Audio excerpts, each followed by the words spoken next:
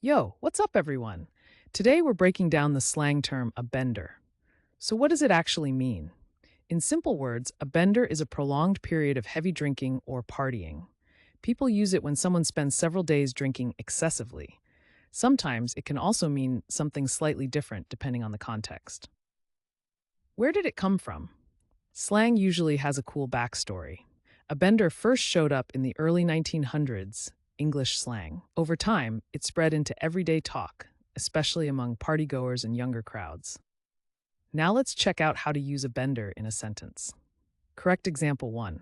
Last weekend, Jake went on a bender with his college friends and barely remembered Monday. Correct example 2. I think Sam's been on a bender since Friday night. And for laughs, here's a wrong example. My grandma said a bender at Sunday dinner, and everyone just froze. See how slang adds personality and vibe?